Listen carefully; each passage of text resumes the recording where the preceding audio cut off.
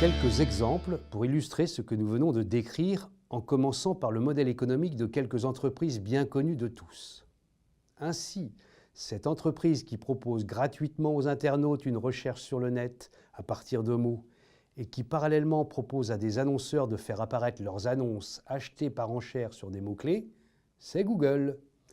Google a deux segments de clientèle auxquels il offre deux propositions de valeur différentes. Notez bien que le modèle de Google ne fonctionne que si les deux systèmes existent simultanément. La clientèle masculine, pour se raser, a recours au rasoir mécanique de cette entreprise. Elle les vend avec une très faible marge, mais elle dispose d'un brevet et seules ces lames, qu'il faut remplacer fréquemment, s'adaptent au rasoir. Bien que passant par la grande distribution, elle peut réaliser des marges confortables, la fidélité des clients à la marque étant en quelque sorte contrainte. Cette entreprise fait beaucoup de R&D et de marketing associé pour conserver ses parts de marché. Sa logistique est performante, c'est Gillette. Les promoteurs de l'aviation low cost, Southwest Airlines, Ryanair ou EasyJet, ont tous ciblé le même segment de clientèle. Ceux qui ne prenaient pas l'avion et lui préféraient pour des voyages de moins de 1000 km le train, le bus ou la voiture qui étaient beaucoup moins chers. Leur idée de départ était que l'on peut vendre un billet à bas prix si l'avion est rempli et que l'on supprime les prestations non essentielles. Ils ont donc choisi de vendre des vols secs, sans restauration à bord notamment, via une plateforme Internet et en faisant varier si besoin les prix pour assurer un remplissage maximal de l'avion. On appelle cela le yield management. Dès lors, les services additionnels sont vendus en supplément. Ils cherchent à minimiser tous leurs coûts et demandent de la polyvalence à leur personnel de bord. Ils recherchent les aéroports qui ont des faibles taxes aéroportuaires. L'économie passe aussi par un modèle d'avion unique, Airbus et leurs partenaires.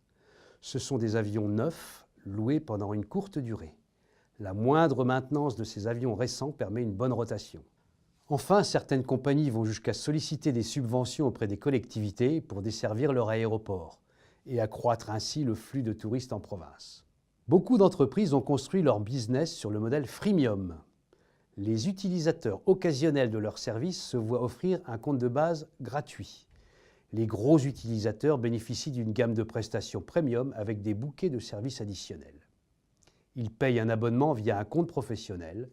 Une part importante de l'activité de ces entreprises consiste à contacter les utilisateurs occasionnels pour les inciter à upgrader leur compte. Vous avez compris que les blocs d'un business model Canva ne sont pas indépendants les uns des autres.